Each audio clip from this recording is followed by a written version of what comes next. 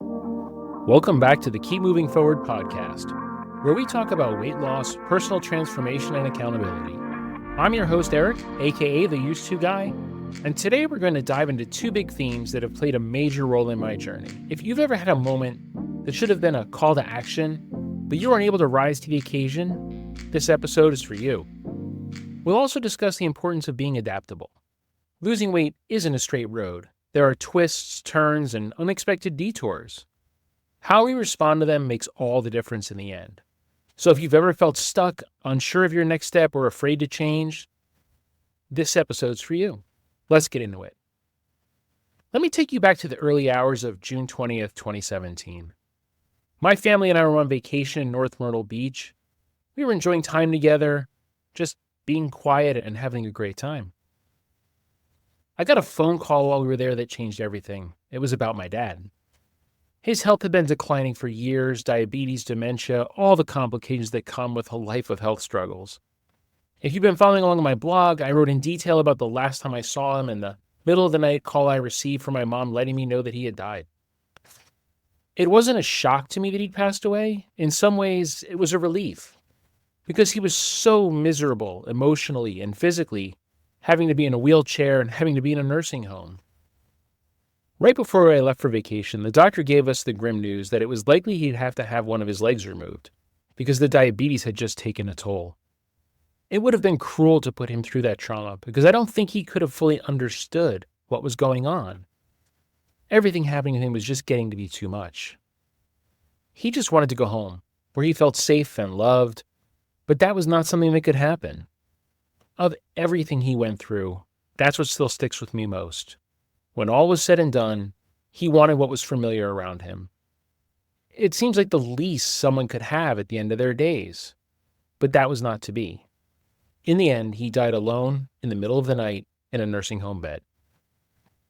Our town's not that big, and I drive by that nursing home a lot, and I see the window to his room from the road.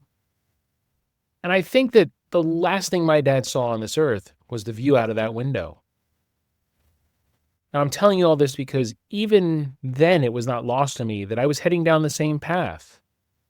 At that point, I was almost at my heaviest weight. I had high blood pressure, high cholesterol, sleep issues, you name it.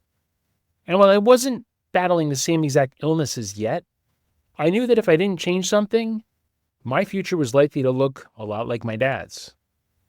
I think that the way this story's supposed to go is that I use my dad's death to really motivate me to action, and I turn my life around, and here I am talking to you to tell you how you can instantly use your grief to turn your life into something completely different.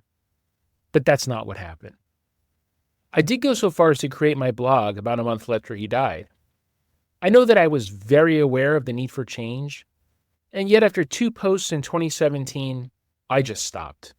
I stopped writing, and I stopped working on me.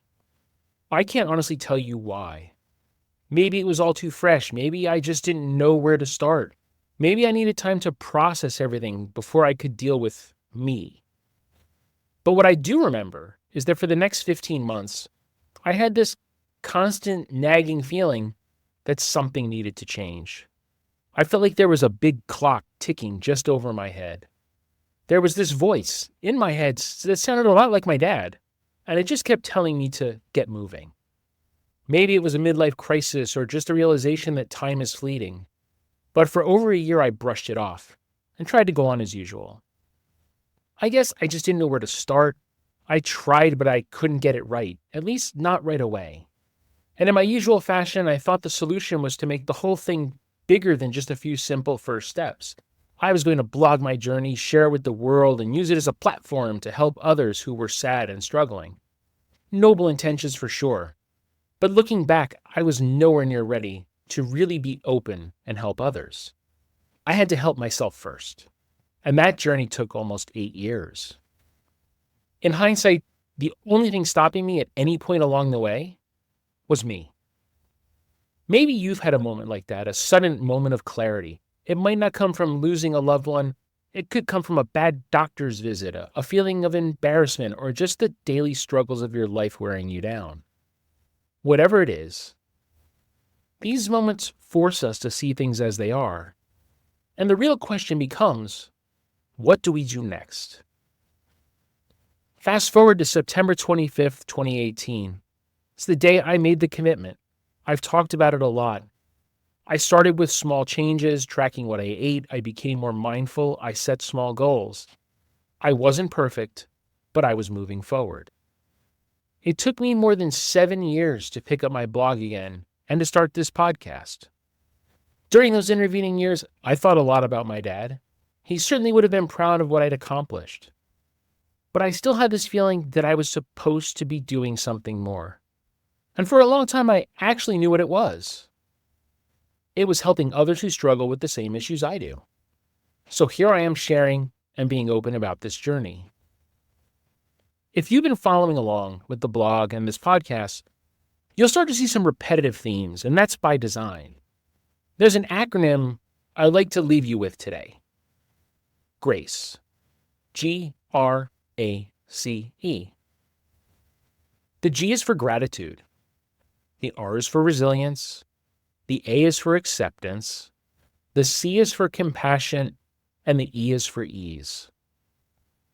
Now, in our world, these words get thrown around a lot.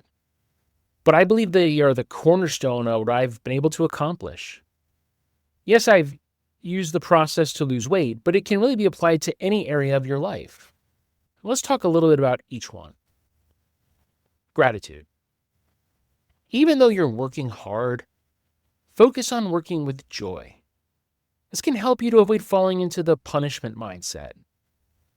Be grateful that you get to do this instead of telling yourself you have to do this. Resilience. Showing up each day requires a certain amount of grit.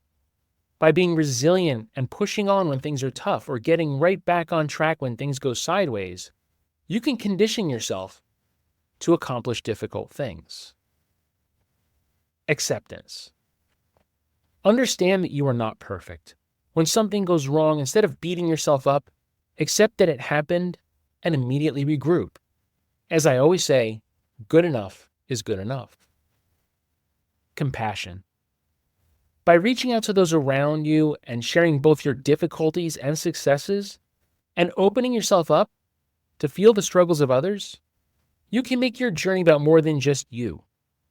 This can be key when you're not feeling it or when the road feels lonely. Ease. This means keeping your journey simple. It's like Occam's razor. The simplest solution is usually the right one. Let's talk for just a minute about being adaptable.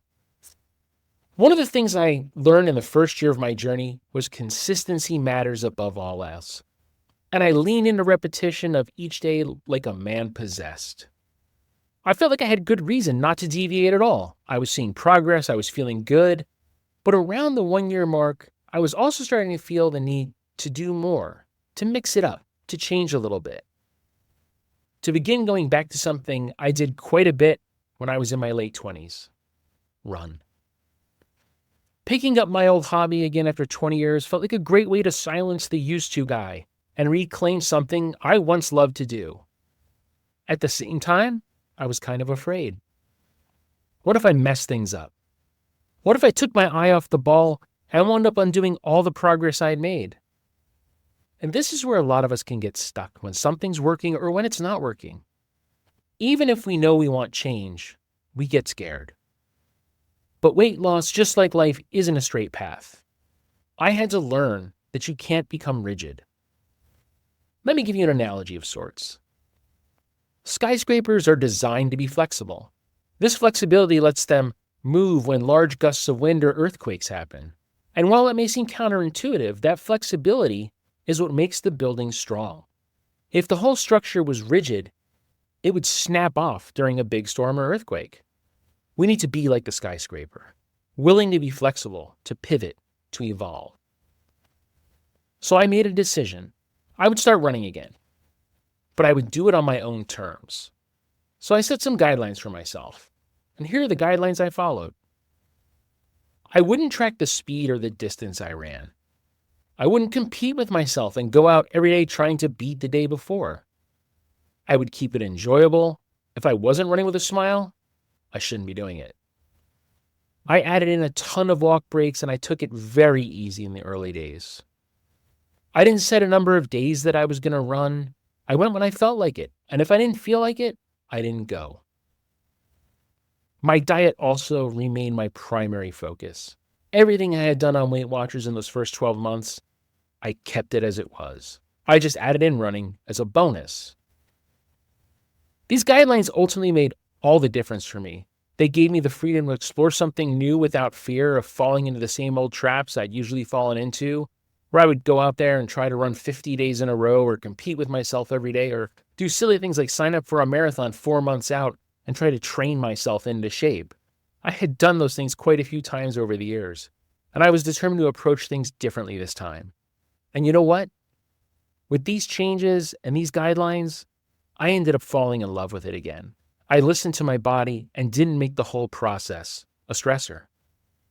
Now, since then, I've completed 2 50K trail races with my son, something I never could have imagined in 2017. And even sitting here now thinking about the work and time it took to take on that kind of a challenge seems a bit astonishing to me. But getting to do those events with my son has meant so much. I know we've both made memories that will last forever. Please note that running's not something that comes natural to me. I'm no gazelle and I basically do it on guts and effort, but it gives me joy. And over the past few months, I faced another pivot in my journey. Last year, I got a Peloton bike for my wife. I used it a few times, and I really fell in love with riding that thing. I only do the experience rides, which are in places all over the world, and this winter's been a bit rough weather-wise, and so I found myself going downstairs to that Peloton. It really got a hold of me. I'll say at first, I felt guilty. I started to feel the pull to the basement instead of out to the road more and more. I'd find myself looking forward to going downstairs and getting on the bike instead of going out for a run. And just to show you there's room to learn, I even remember asking my wife if it was okay that I was biking more than running, because for some reason I felt like I needed someone else's approval to make changes. So even after all this time, I still struggle with the idea of changing something that I've gotten used to. Now I know I'll go back to running like I was at some point, but I'm still enjoying riding the bike in my basement. So I'm just going to do that. And this summer, I'm going to go outside and do some long rides on my regular bike. Funny thing is, I'm probably better at biking than running. I guess all those hours of riding bikes when I was a little kid around my neighborhood did something. And maybe that's part of the joy. It reminds me of being a kid. So no matter what, I'm going to lean into it. I'm going to embrace that change, and I'm going to move forward. So what's the big lesson in all of this? You have to be open to being adaptable. Whether it's adjusting to a major wake-up call or making small shifts in your routine, flexibility is key to sustain progress. Let's talk about some ways you can stay agile in your journey. Unlike me, don't be afraid to pivot. What worked in the beginning might not work forever, and that's to be expected. If you feel stuck or if things just aren't snapping in, try something else. Change your meal plan, shift your routine. Give yourself permission to evolve instead of staying rigid and having your whole plan become extinct. While I talk about Weight Watchers a lot, it may not be for everyone, and that's okay. You have to work a plan that works for you. Set guidelines, not restrictions. Think about creating those guidelines that give you structure while allowing flexibility. And be sure to write them down. Remember, consistency beats perfection. Your journey is unique. Comparison's a killer. Someone else might be doing things differently, losing weight faster, running marathons while you're just starting to jog. It doesn't matter. Your path is yours alone. You need to trust yourself. At the end of the day, listen to that little voice inside. You do know what is best for you. If you feel called to try something new, go for it. The only way to fail is to quit. And a note to myself, you don't need someone else's approval to change things up. Some closing thoughts. Personal loss, big life moments, they can be wake-up calls. Grief can provide perspective and motivation, but sometimes getting to a point where you can make positive progress doesn't happen on the schedule we'd like. Your weight loss journey is not a straight road. Be willing to pivot when necessary. Make those changes. Find something new that gets you excited. It's okay to lean into that. Be like the skyscraper in a storm. flexible. Thanks for tuning into the Keep Moving Forward podcast. If this episode resonates with you, share it, subscribe, and check out use2guy.com for more insights. Until next time, keep moving forward.